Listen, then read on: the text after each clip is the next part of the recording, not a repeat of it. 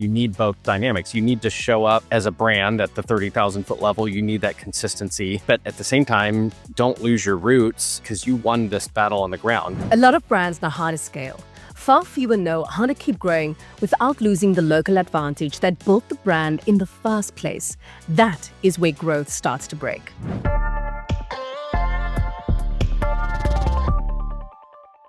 I'm Kia Johnson, and this is the Design Rush podcast. Today, I'm joined by Matt Powell, CEO of Moroch, who's worked with brands like McDonald, Planet Fitness, and Midas to explain why so many agencies fail multi-location brands, what those brands should demand instead, and how to keep growth disciplined as complexity rises. If growth and smarter marketing matter to you, subscribe and visit us at www.designrush.com. For now, let's dive in.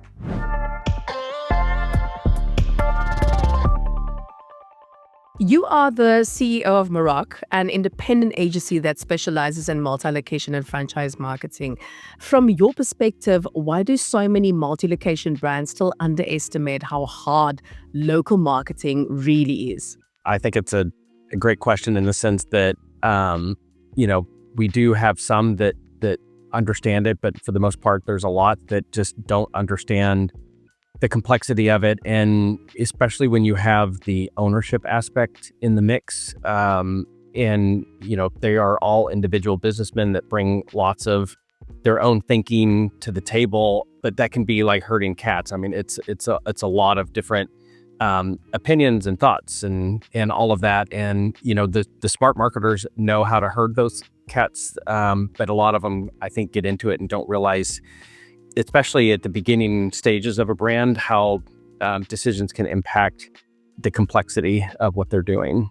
You work with brands that need to stay consistent nationally while still being relevant in every market. So what happens when their agency cannot actually deliver that? I think that there are agencies that will say they are smart in this space and understand it, and oftentimes, they don't know exactly what they have signed up for. To me, there's different levels of maturity as it relates to the life cycle of these multi-location brands. And so to me, generally where agencies have the most trouble is those early stages of a brand before it starts scaling and growing, because they don't realize, this is actually going to get more exponentially more complex than it is.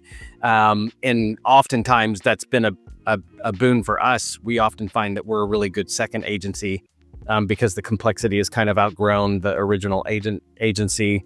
We step in and have a kind of an approach that helps us start to get that more under control as they start to scale and grow.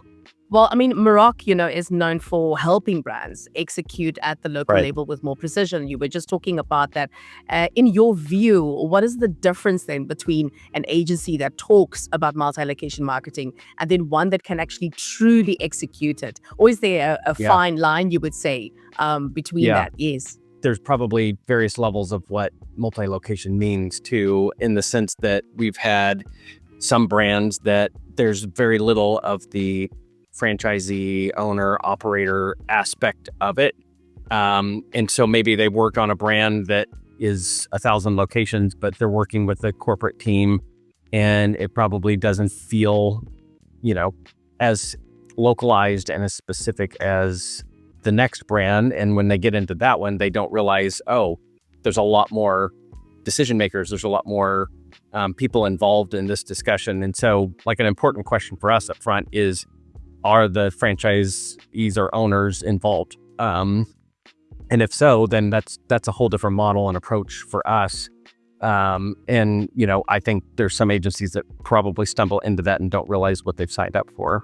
Now, also, a lot of brands, they still try to run that one strategy across every location, as you were mentioning earlier.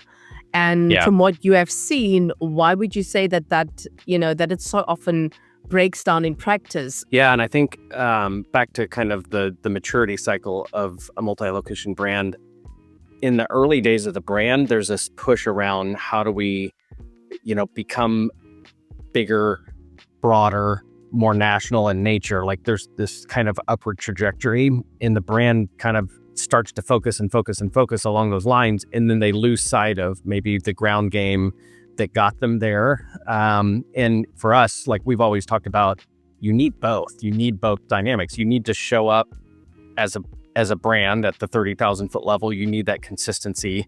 But at the same time, don't lose your roots, because you won this battle on the ground. You opened 10 locations a year for X amount of years, and because you were going into local communities and you were playing the ground game to be able to kind of embed yourself into the community, don't lose that connection that you started.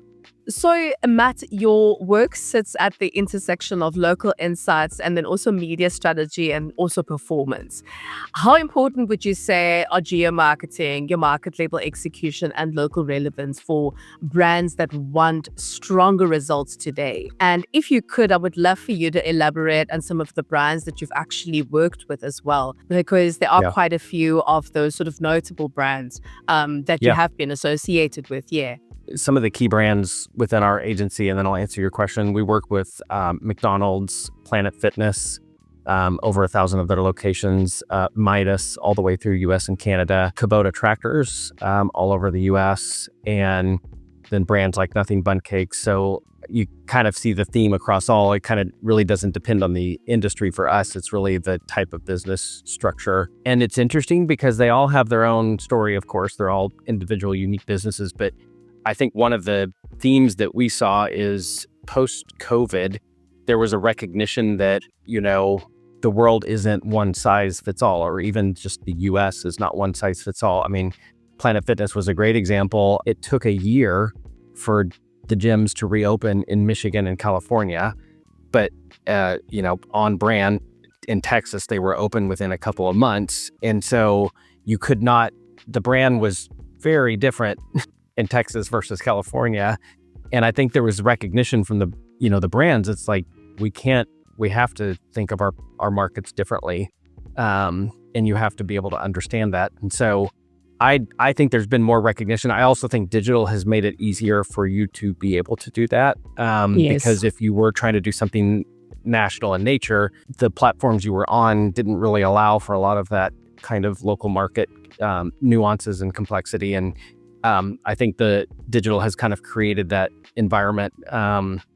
So even when we're doing a national buy, it's still often localized around the businesses that we're working with. So there's always kind of that healthy balance now with most of our brands. And now speaking to that, I mean, because you actually work so closely with these multi-location brands, you've obviously probably seen where the agency relationships are starting to fall short. And so when marketing executives are then looking at agency performance, what would you then say are the biggest signs rather that their current partner is then not built for multi-location growth? It's interesting because back to the phases, I think, the way that I think of it, phase one is the agency is often doing lots and lots of different things for the brand, just because they don't have multiple partners at that stage. And you tend to have to wear a lot of hats. Usually with their second agency, they're trying to get, or kind of the second part of their growth, they're trying to get more structure and become more efficient with how they're deploying funds and resources. And then really that third phase is where a lot more sophistication comes in terms of just elevating what they're doing and the type of partnerships they have and how they show up. And so to me, at kind of each stage, there are signs that maybe they're not the right partner or fit for that part of the evolution, if you will. As I mentioned, we're often brought in as kind of that second agency that's really trying to bring structure and organization to the brand. And that's really key. You've seen how the right agency model can change performance over time. So have you seen brands significantly improve results once they start working with an agency that now really understands that local execution at scale? And also then what usually changes when they do? Probably have multiple case studies around this topic specifically. One that's very famous with us, and I can't say the brand, but it was an interesting brand that they had only ever been focusing their efforts nationally. They had over 600 locations, and they came to us with this challenge and they said, our bottom 18 locations are dragging all of our numbers down. And they said, if you can get just them to close to average, we will make all of our numbers for this year. They had never really dissected their brand that way. And so we took a look, and there was a common thread in that all of them were heavy multicultural locations, and there was zero multicultural efforts in play with them, both from a media placement perspective as well as even just their creative and messaging. And so pretty quickly we were able to bring that into the picture, and they actually got those bottom locations back to average and made their numbers. And it was such a great justification of what we always preach, in practice, of there's times where you need to do that. And we have some brands that just always live in that space. They're always thinking, how do I incorporate this? They have the resources to do it. But I think it's probably the brands that don't necessarily feel like they have the resources that are the ones that we find ourselves challenging. Yes, there are ways you can do this. It doesn't mean that you have to have a specific message in every single market across the country, but there are ways to incorporate that. Would you mind then just elaborating on those ways that you're talking about now? Perhaps just taking us through, the sort of the first 3 steps that you would approach when you do, sit with the brand and say, okay, this is where we're at, this is what we're looking at, and here's where we're heading. It's interesting because, I started on the media side of the fence within our agency, and for years, this idea of local was always, it wasn't the most sexy word within marketing. It was the hardest thing that you could do probably. And it was mostly connected to media for the most part, in the sense that if I wanted to go to Dallas, then I had to buy, X amount of platforms and channels. Now, to me, the way that we're speaking about it, it's a lot different. So yes, media is certainly one way that you can attack that. As I mentioned earlier, in the digital space, you have the ability to do that in so many different ways that you couldn't have done even 5-10 years ago. But I also think the creative and messaging has kind of come full circle too, as you're bringing a lot more dynamic ad placement into the mix. It enables you to do more things in that space. And we have a belief, we have this kind of mantra that we use, which is local changes everything. And part of that drive is really not just media, but do you have the right creative and messaging to address the cultures in the communities that you're serving? Great example, we were working with a car brand a few years back. They got most of their advertising out of LA, and the creative looked and felt, it was sunny skies, it was flat lands for the most part. And we were working in the Northwest, and it's often cloudy and rainy and hilly. But even beyond just the geography, the mindset was very different in terms of how they felt about their automobile, how they felt about driving, all of that kind of stuff. And so we were able to bring in just some nuances to the creative and messaging that resonated much more with that community and culture than if we had just run the kind of templated stuff that we were supposed to use. It's interesting how it's not just a matter of execution and data and all the analytical side of it, but it's actually really understanding from a psychological perspective who the brand is, what they stand for, and just the inner core and the inner essence. And so being able to do that, obviously you'd be able to deliver absolute gold for the brand that you are working with. Yeah, definitely.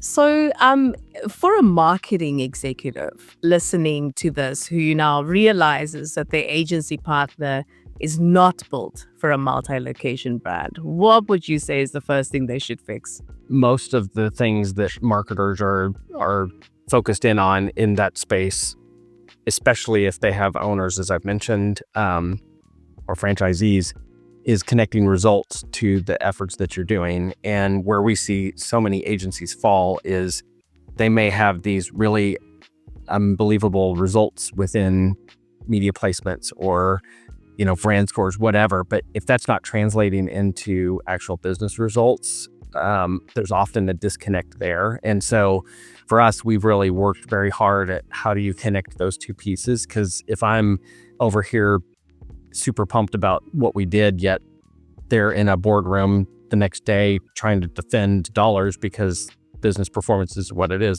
that to me is a problem. And so I think for everything we do, you have to show the ROI on why that matters and why that's important and be able to connect those dots. And, that's easier said than done. Like, I don't think we're perfect in every situation, but I think that's very much our attitude that we take is how do you connect those two pieces? So do you have a view into that is the specific question I would ask the executive is, do you have a view into how those two things connect today? And do you feel good with that? If you don't, then there's opportunity clearly. Matt, it was so lovely to chat with you today. Thank you so much for the information, for the insights, and just for the knowledge that you shared here today. I think that we can definitely be taking a couple of these little nuggets with us and for our Design Rush audience as well. Thank you for having me. It's been wonderful. So appreciate it.